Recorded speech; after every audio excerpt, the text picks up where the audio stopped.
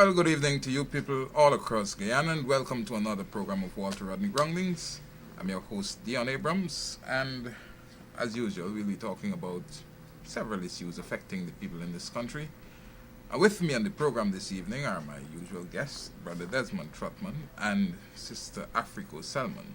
And they'll be the people talking mostly about the things affecting you in this country that we need to have changed. Welcome to the program, ladies and gentlemen. Thank you. We have, numerous things happening.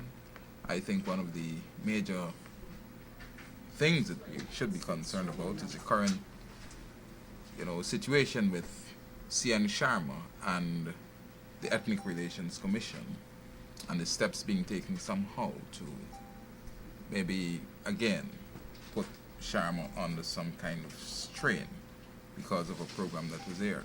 Now, what are your thoughts on the issue as it is taking place, unfolding at the moment? Okay. Deon,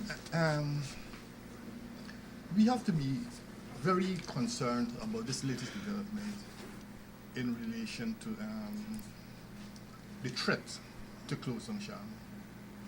Because the threat follows on a viewpoint which was aired on CNS 6 some time ago.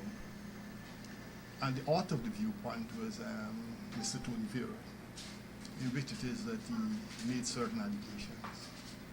The allegations, I gather, were of a personal nature directed against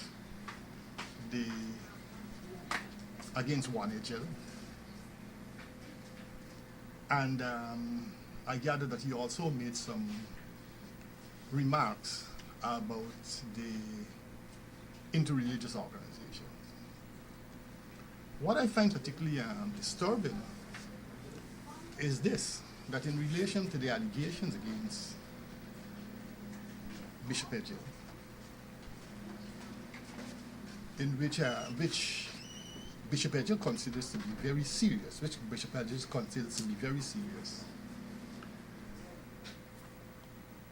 instead of him seeking, as he has a right to do,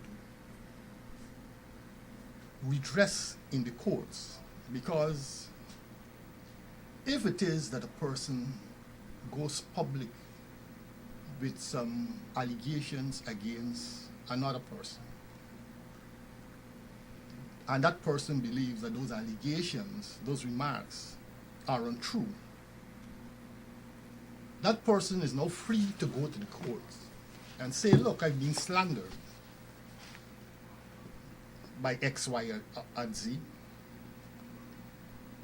and it has done irreparable harm to my character, and as such, I am asking the court to direct that person has wronged me and to award me compensation based on the extent to which it is that I feel harmed by the remarks. But in this particular case, that hasn't happened. What has happened is that Bishop Edgell has written to the Advisory Committee on Broadcasting, alleging that these remarks, which were carried by CNS 6, has done grievous harm to him. And he has actually asked the ACB and the Guyana government to intervene in what, for me, is a personal matter between Bishop Edgell and Tony Vera. He has not gone to court. And I'm wondering why.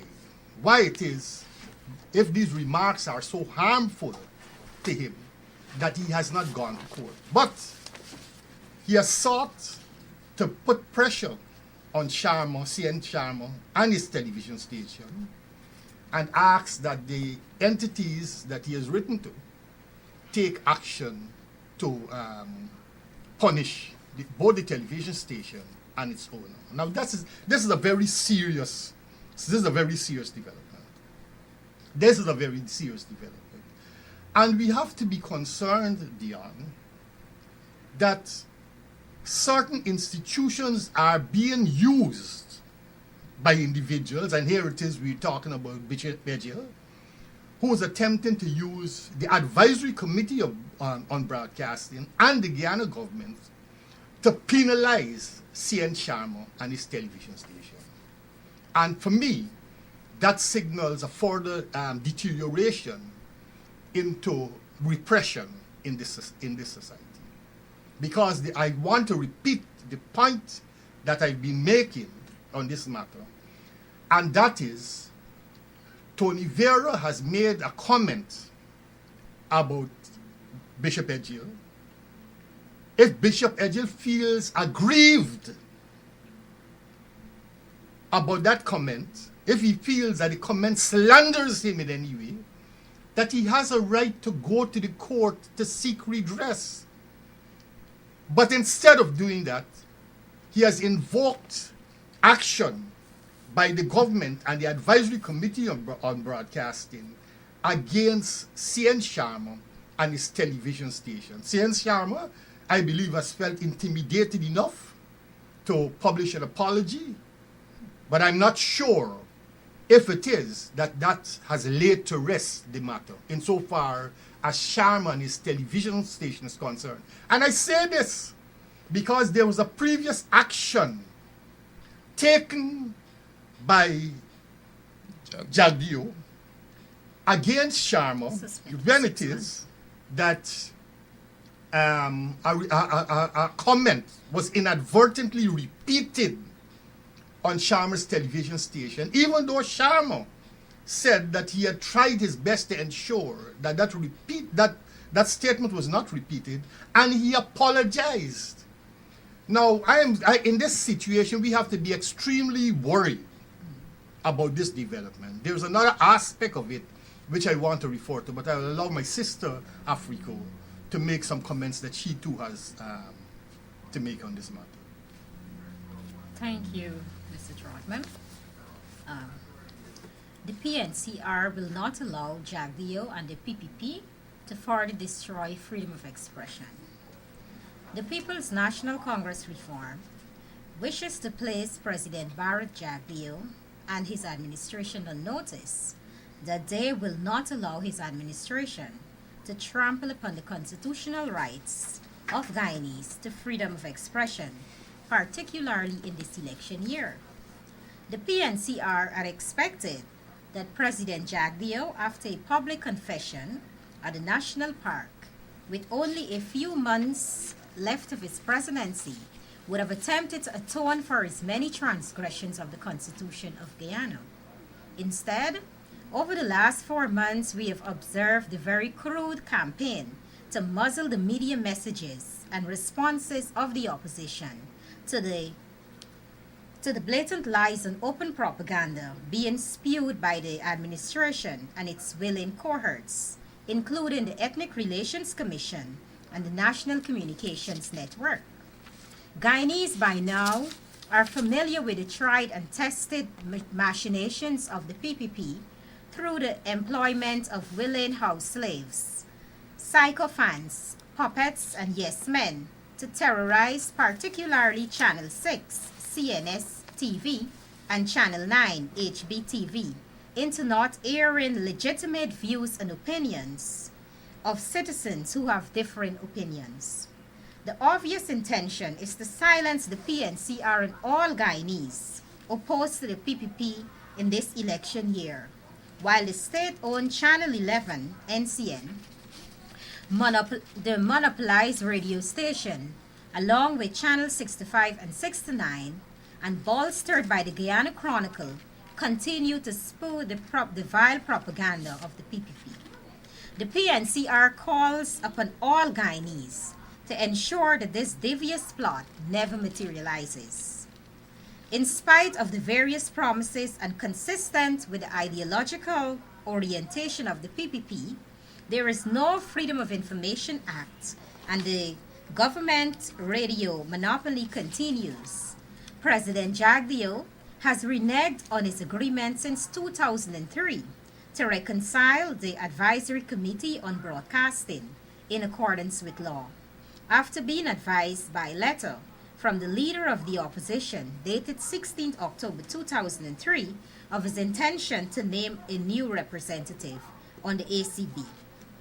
The failure of the Jaglio administration to implement the 2003 Communique Agreement for the establishment of the National Broadcasting Authority within 6 months from 6 May 2003 is ample testimony of the untrustworthiness and bad faith which has been the hallmark of the PPP administration. However, unashamedly, President Jaglio and his merry band of sycophants believe that they can get away with their diabolic plots. The PNCR therefore puts the administration on notice that we will not be silenced and will employ all legitimate means to ensure that our voice continues to be heard throughout the nation and that citizens or entities, including TV Channel 6 and Channel 9, are not deprived of their constitutional rights. Well, that's a piece of scolding for the authorities. But you mentioned that, that the PPP is trying to stifle freedom of expression through some agents, cohorts like the ERC and so on. I'm wondering, in relation to this current issue with CN Sharma, how is it that, from what you would have said, Desmond, Agile, in his letter to these entities, would have instructed them in some way to take measures against Sharma? Is that right in any way that he can ask these people to take action against Sharma? You see, that's the basis of my argument, Deon, that he cannot be right. He cannot be right in those regards. Because, on this program, this Groundings program, the Working People's Alliance have always spoken about the right to make fair comments on situations which occur from time to time. And we've been attempting to do this. We've been challenged by the Advisory Committee on Broadcasting and by the ERC previously. And we have pointed out to them that, we are entitled to make what we know to be fair comments. And if it is that they feel that those comments are not fair, that they should do what it is they want to do. But in relation to this matter that we have, that we are addressing here, I want to repeat that a viewpoint was aired on CNS Channel 6 some time ago. And in that viewpoint, some direct accusations were made about One Agile. Now, my point is that if One Agile believes that he was slandered, he must go to the court to seek redress. He cannot say that I'm not going to the court, but I'm going to go to government to close down this entity simply because I've been slandered. He's alleging something has taken place without providing proof that whatever was said was wrong. He has a right to prove that whatever was said was wrong, but he doesn't want to go to the court to do that. So he wants to use his relationship with the government and by extension with the Advisory Committee on Broadcasting to bring pressure to bear on CNS 6. And there's a trend developing here, Deon, because it is not only limited to CNS 6. Just recently, Agile had cause to comment on some remarks which Professor Thomas, my sister Africo, you and me made on this Walter Rodney Groundings program when it is that we were commenting on the hysteria which he attempted to raise about Takuma Ogunse's remarks at the speech at BV. And we commented on it. We had to point out certain things. And his response to that was that, that we were unfair and that we should withdraw those remarks. I personally stand by the remarks which I made. I personally stand by the remarks which I've made and will not withdraw them, because those remarks, in my opinion, amounted to fair comment.